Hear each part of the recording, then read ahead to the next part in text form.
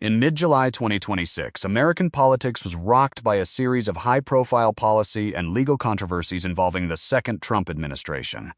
The developments began on July 14, 2026, when President Donald Trump announced on social media that the United States would unilaterally assume the role of the guardian angel of the Strait of Hormuz, the strategic maritime choke point through which more than 20% of the world's oil supply passes. Alongside the proposal, Trump argued that the United States should impose a 20% transit fee on the value of all oil and commercial goods passing through the strait, saying the charge would help recover the military costs America had incurred over the past 5 decades in safeguarding the region. However, less than 24 hours later, following strong public criticism and negative market reactions, the proposal was reportedly withdrawn. At the same time, another major controversy emerged in the U.S. legal system. On July 13, 2026, District Judge Kathleen Williams of Florida reportedly rejected a proposed $1.8 billion settlement, approximately $776 billion, between Donald Trump and the Department of Justice, DOJ, concerning Trump's lawsuit against the Internal Revenue Service. According to the report, Judge Williams concluded that the proposed agreement lacked an adequate legal foundation and raised serious concerns about conflicts of interest and the use of public funds. Critics allege that the settlement would have established a compensation fund benefiting political allies while providing unprecedented protections against future IRS audits for Trump and members of his family. Taken together, these developments placed Republican lawmakers facing competitive midterm elections in an increasingly difficult political position. At the same time, Democratic leaders, including former Transportation Secretary Pete Buttigieg, were seen by political observers as seeking to capitalize on the controversies by expanding their campaign efforts into traditionally conservative states. The Trump taco phenomenon and Wall Street's growing immunity, the phrase Trump taco, has been used by some political and financial commentators to describe what they view as a recurring pattern in Donald Trump's policymaking style. A pattern of bold announcements and strategic retreats. According to this interpretation, Trump has frequently used social media to introduce dramatic proposals involving tariffs, protectionist measures, or military initiatives in order to strengthen his negotiating position or dominate the political news cycle. Critics argue that when these proposals encounter strong legal objections, market concerns, or warnings that they could destabilize financial markets and drive up energy prices, the administration has often chosen to quietly modify or withdraw, saying Wall Street's immunity. Unlike Trump's first term, when a single social media post could trigger sharp market volatility, many analysts argue that by 2026 investors had become far more cautious in reacting to headline-grabbing announcements. Rather than responding immediately, financial markets increasingly waited to see whether an initial proposal would actually become official government policy. This wait-and-see approach has been described by some commentators as a form of market immunity to political rhetoric. 2. Strains on international law and U.S. Foreign policy critics argued that the proposal to impose transit fees in the Strait of Hormuz was not only economically difficult to implement, but also raised significant questions under international law and U.S. diplomatic policy. Questions under international maritime law. The Strait of Hormuz is an international strait governed by the principle of transit passage under the United Nations Convention on the Law of the Sea, UNCLOS. Legal scholars have argued that no single country, including either the coastal states or the United States, has the authority to unilaterally impose tolls or transit fees on commercial vessels using the strait under the existing international legal framework. Apparent policy inconsistency. Critics also pointed to what they viewed as an inconsistency between Trump's proposal and previous U.S. diplomatic statements supporting freedom of navigation. According to this interpretation, the episode raised broader questions about policy coordination within the administration and the relationship between White House announcements and long-standing U.S. foreign policy principles. 3. The legal controversy surrounding the alleged $1 $776 billion IRS settlement. According to the report, a 56-page opinion issued by U.S. District Judge Kathleen Williams examined the legality of a proposed settlement between Donald Trump and the Department of Justice. Alleged conflict of interest. The report states that Trump sued the Internal Revenue Service, seeking $10 billion in damages over the disclosure of his tax information. Critics argued that the case presented an unusual conflict of interest because Trump, as president, was both the plaintiff pursuing the lawsuit and the head of the executive branch responsible for the agencies defending the case. The proposed settlement was reportedly negotiated by acting Attorney General Todd Blanche, who had previously served as Trump's personal attorney. Allegations regarding the proposed settlement, according to critics cited in the report, the proposed DOLA 1. $776 billion anti-weaponization fund and provisions concerning future IRS audits raise serious legal and ethical concerns. The report states that Judge Williams questioned whether the proposed agreement had an adequate legal basis and whether it improperly sought to use federal funds while granting extraordinary legal protections unavailable to ordinary citizens. Political fallout. The controversy reportedly intensified as Acting Attorney General Todd Blanche prepared for his Senate confirmation process.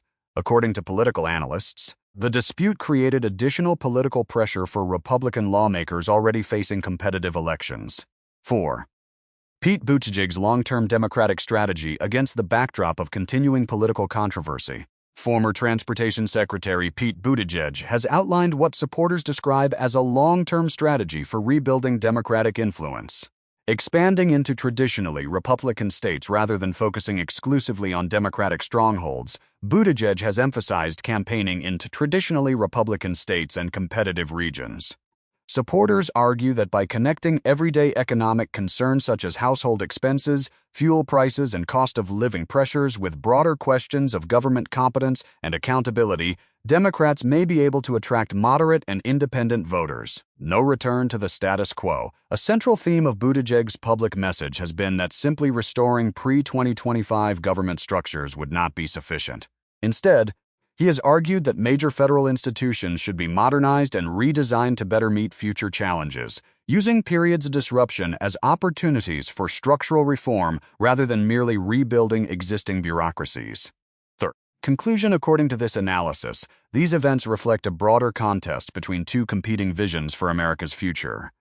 One vision, attributed by critics to Donald Trump, emphasizes a highly transactional approach to governing in which public power is viewed primarily through the lens of negotiation, leverage, and immediate political objectives.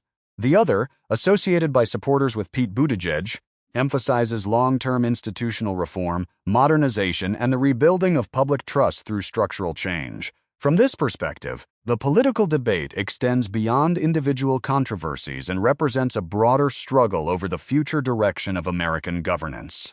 For readers seeking additional perspectives, MSNBC's *Republicans despair as tanking Trump takes them down with him offers one interpretation of growing tensions within the Republican Party and examines how some commentators believe recent controversies have affected the party's political strategy. In a high-profile report aired on July 15, 2026, *MS Now, citing reporting by The New York Times, examined what it described as an unprecedented legal escalation by the U.S. Department of Justice, DOJ, under the second Trump administration. According to the report, the DOJ issued subpoenas to several of the nation's leading law firms, requiring senior partners and firm leaders to provide testimony. Commentators featured in the program argued that the move represented a significant confrontation between the executive branch and the American legal profession, raising broader questions about the relationship between political power and the independence of the justice system. The report traced the dispute to litigation brought by the American Bar Association, AB, which challenged what it characterized as pressure campaigns directed at law firms that declined to cooperate with the Trump administration. As part of that lawsuit, the ABA sought internal White House documents and communications concerning agreements allegedly reached with several major law firms during the early months of Trump's second term. According to the program, the DOJ responded by issuing subpoenas seeking many of the same categories of documents from the law firms themselves. Former Republican National Committee Chairman Michael Steele argued that this represented a calculated legal strategy designed to obtain control of potentially sensitive records before the court ruled on whether they should be disclosed publicly, thereby influencing the pace and scope of the ongoing litigation. According to the report, the subpoenas directly affected four prominent law firms that had resisted the administration's demands: *Perkins Coie, *Jenner Block, *WilmerHale, and *Sussman Godfrey. The report further stated that firms which had previously entered into cooperation agreements with the administration, including *Kirkland v. Ellis *, also found themselves drawn into the controversy. Steele argued that the episode illustrated the political risks faced even by organizations that sought accommodation with the administration, suggesting that cooperation did not necessarily shield them from subsequent legal or political pressure. The report also drew extensively from the book Regime Change, written by investigative journalists Maggie Haberman and Jonathan Swan. According to the book, former White House advisor David Warrington prepared a confidential memorandum during the presidential transition warning President Trump about allegations involving Boris Epshteyn, one of Trump's longtime advisors and attorneys. The report stated that Warrington warned that Epshteyn had allegedly sought retainer agreements from individuals pursuing appointments in the incoming administration in exchange for advocating on their behalf at Mar-a-Lago. According to the authors, Warrington cautioned that if those allegations proved accurate and were not addressed, they could expose the administration to significant legal and political consequences. The report noted, however, that Epstein remained an influential figure within Trump's legal and political operation. Epstein has denied wrongdoing in previous public statements regarding allegations of misconduct. Taken together, commentators interviewed in the program argued that the dispute extended well beyond a procedural disagreement between lawyers.